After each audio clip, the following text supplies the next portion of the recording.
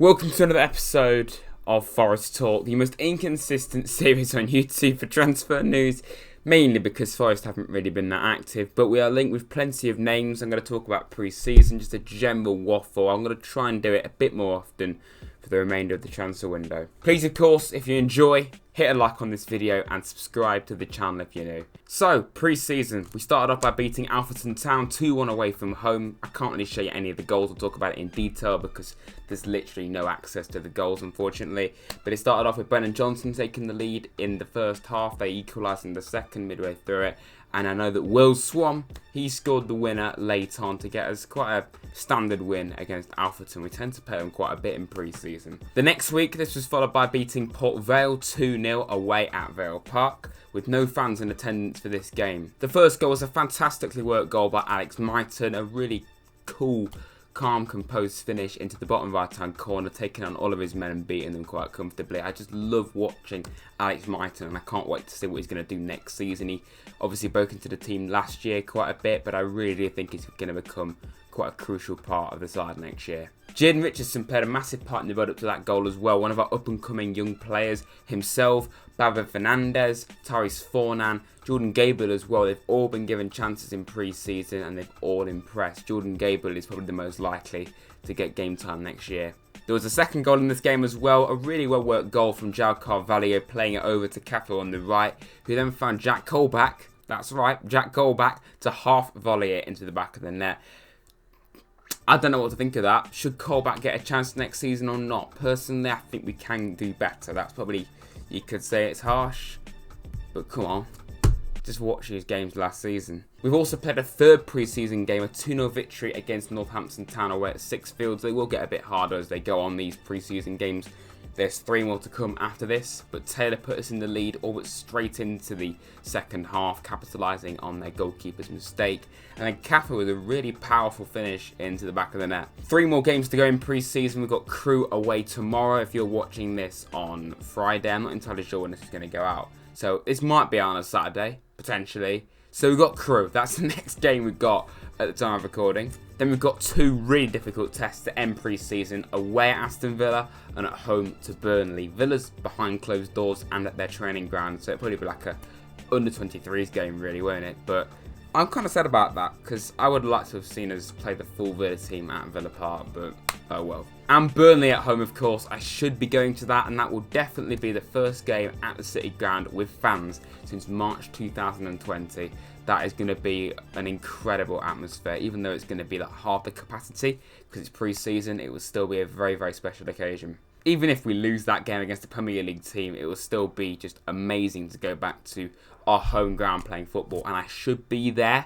And I've not even told you all this in a video yet. I have now got a season ticket for Forest. I'm absolutely buzzing to be able to say that. So I should be going to pretty much all the home games next season, so there will be a lot of vlogs. I might not vlog every one, but most of them. And I will still continue doing live streams for the away games. So I don't think the streams are just going to be a thing of the past. I should do one actually before the season starts just to get back into the swing of it. So yeah, basically I'm going to vlog the home, most of them, and stream as many as I can of the away. But let's talk about transfers because we are linked with plenty of players. One in particular is definitely worth talking about. 100% it is. That player, of course, is Lee Buchanan. Derby County's left back linked with Nottingham Forest. Can you believe it? I can't really, to be honest. Dane Murphy, if he goes straight in and he signs Derby's left back, just get him a statue. Just the audacity to do that, just to make Derby's situation even worse than it already is. We take away one of their prime assets because Buchanan is by far and away one of their best players and an exciting young prospect. He's played for England's under-21s. He is no mug, he's a good player, and he's much better than Bong and Blackett. Richardson can play at left back, of course he's been playing there in pre-season, but he arguably isn't good enough just yet. So, forget Bong. In fact, you know what, do a swap deal. Give Bong to Derby, that would be hilarious if that happened, and we get Buchanan. That, honestly, do it, please, sign him up. He's 20 years of age, so he's basically my age. He's got 3 assists last season for Derby as well, and played a big part in their relegation. See, oh no, they stayed up, didn't they? Yeah, Other players we're linked with, of course, we mentioned him in the Rads version of this series that we did a few weeks back, Zine Fleming. I've probably said his first name wrong, but we'll move on. Fortuna Saitar are not really on par with us at all. Apparently the deal is quite far away. Fleming wants to join us. I kind of get the impression, and fellow Radscast host Woods was talking to me about this the other day, that this is a deal that will happen in time, but maybe not just yet. And I do see where he's coming from. Now, apologies, because I'm not entirely sure how to say this guy's name, because, I mean, it's French. But we've been here before, where we've been linked with a PSG player, Paris Saint-Germain, correct. We're just going to call him Eric. This is his full name. We'll just call him Eric for now, because anyone can say Eric, you know, it's not hard. He is a young, versatile midfielder that can play on the right wing. That's actually his favourable position. He was on loan at Sporting Dijon last season in the French league, where I believe Dijon did get relegated to the second division. Dijon wanted to buy him permanently, but they have rejected that. So if they're going to reject a bid from another French club, why the hell can't we go and get him? And Birmingham City are also interested in him as well, so it's not like we're just out on a limb trying to sign a player from PSG. Worth 5 million. Let's see what happens. We could do with a player just like this guy. Will he become another Loic Mbissoe, where he's just a bench warmer? Hopefully not. Hopefully not. And to be fair, Mbissoe is more of a future prospect player. He was never really going to be straight in the first team straight away, was he? With McKenna and Wall. One thing that has come up quite recently, Josh Doing. I can't say names. I just can't. I can't say names. I'm sorry. This guy's from Hibs. He was out on loan last season at Queen's Park. So let's see what happens. He's a young fullback on the left-hand side and the right. A player that we could do with, really, couldn't we? He's been linked with plenty of clubs worth 5 million, according to Hibs themselves. Other players such as Zinkenagel from Watford, he of course came up out of nowhere a couple of weeks back, and all of a sudden Watford said no, he's not leaving. What are you playing at? He's going nowhere. Apparently now there's still a chance we could get him in on loan. I think we should definitely try and do that. I think he'll be a class better business. He did sign a 5-year deal with Watford, so it'd be very, very hard to get him permanently. But is he really good enough for the Premier League?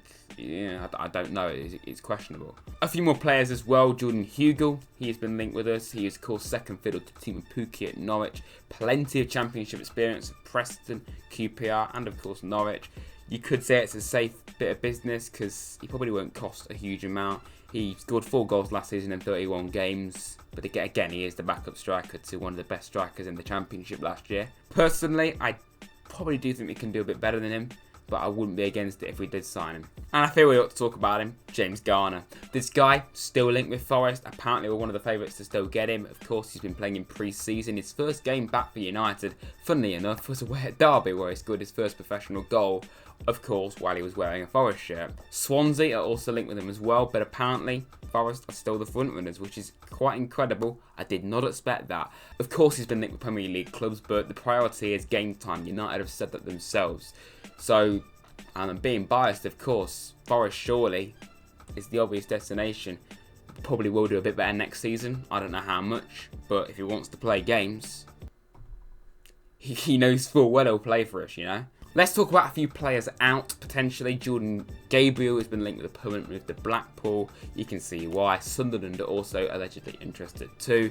I think it would be a stupid decision to let go of him because he's looked good in pre-season. We are desperately in need of fullbacks, and he's one of the few competent ones we've got. Joe Wall, of course, is linked with plenty of clubs. Burnley, of course, have signed Nathan Collins, so that's kind of died down a bit. West Ham have been interested in the past. The main name that's come up recently is Brentford, but they've also just signed a centre-back, so I can't really see him leaving us.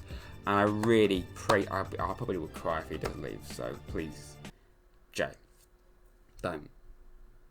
Come on, you're a Forest lad, don't go. Please, Joe, don't. The only other player that we can really mention when it comes to players out is Brennan Johnson, linked with a ridiculous amount of clubs: Burnley, Leeds, Leicester, Brentford and Barnsley. So a bit of a difference there, Barnsley to all those Premier League sides. I don't see him playing for any of them apart from Barnsley or maybe Brentford potentially. So I think it would be a bit of a stupid move because what will happen, he'll go there, get loaned out and probably just put his career back a few years. Stay at Forest. It'll be a stupid decision. He has, of course, scored in pre-season like we said. He only played in that Alfreton game and he hasn't played in the other 2 since, which is a bit strange. But we can't let go of any of those 3 at all. Alright, thanks for watching. If you've enjoyed this transfer roundup, which I'm going to try and do a bit more often going forward for the rest of the window, and hopefully we will sign more players, then please of course drop a like on it, subscribe to the channel, follow all of my social medias, there's links below. And yeah, I'll see you very soon for another video.